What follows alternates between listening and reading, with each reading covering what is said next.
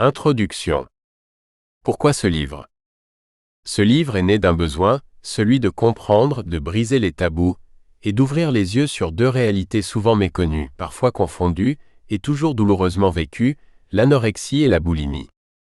Dans un monde où l'image a plus de poids que les mots, où la minceur est souvent glorifiée, et où le corps devient parfois le champ de bataille d'un mal-être profond, il est urgent de parler autrement des troubles du comportement alimentaire. Ce livre s'adresse à tous. À celles et ceux qui souffrent en silence dans leur chair et dans leur tête. À celles et ceux qui aiment quelqu'un en proie à ces troubles et ne savent plus comment aider. Aux professionnels de santé, enseignants, parents, amis, qui cherchent à mieux comprendre. À tous les curieux bienveillants, qui veulent explorer les coulisses invisibles d'une guerre intérieure. Pourquoi ce livre? Parce que l'anorexie n'est pas qu'un caprice de minceur. Parce que la boulimie n'est pas qu'un manque de volonté. Parce que ces troubles ne se voient pas toujours, mais laissent des cicatrices profondes. Parce que les TCA sont des appels à l'aide déguisés.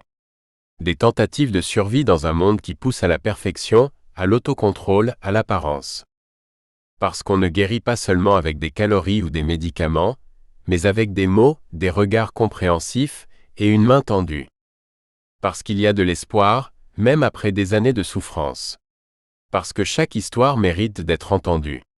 Parce que chaque lecteur peut devenir un acteur de changement, en osant voir, écouter et aimer autrement. Ce livre est un miroir sans jugement, un guide sans recette magique, une main sur l'épaule, une voix qui dit « Tu n'es pas seul ». Et peut-être, pour certains il sera le premier pas vers la libération. La vie comme enseignante. Anorexie et boulimie ne sont pas que des maladies. Elles sont parfois des cris que l'âme pousse quand la bouche ne trouve plus les mots. Elles sont les signes visibles d'un mal invisible, les balises rouges d'un chemin intérieur en perdition. Et si, au lieu de les fuir, on apprenait à les écouter? Ce que la vie tente de nous enseigner à travers ces troubles, c'est que quelque chose ne va pas. Pas dans le poids. Pas dans l'assiette. Mais dans l'histoire que nous nous racontons sur nous-mêmes, sur le monde, sur l'amour et la valeur personnelle.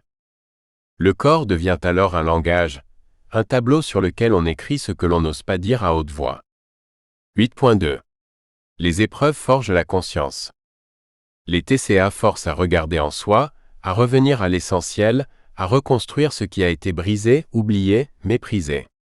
Chaque crise, chaque rechute, chaque moment de honte est une leçon douloureuse mais puissante. Il n'y a pas de lumière sans ombre, pas de guérison sans chute. C'est dans la douleur que certains comprennent enfin leurs valeurs, leurs besoins, leurs blessures anciennes. Et parfois, dans ce chaos, on trouve ce que personne ne nous a appris à l'école. La résilience, l'humilité, le pardon, la tendresse envers soi-même. 8.3. L'apprentissage du réel. La boulimie et l'anorexie peuvent être des tentatives de fuir le réel. Trop dur, trop imprévisible, trop décevant. Mais la guérison oblige à y revenir, pas à pas. À ressentir la faim, le plaisir, la tristesse, la colère. À se reconnecter à son humanité. La vie enseigne qu'on ne peut pas tout contrôler. Elle enseigne qu'on a le droit de tomber. Elle enseigne que ce qui compte, ce n'est pas de ne jamais échouer, mais de se relever en comprenant pourquoi on est tombé. 8.4.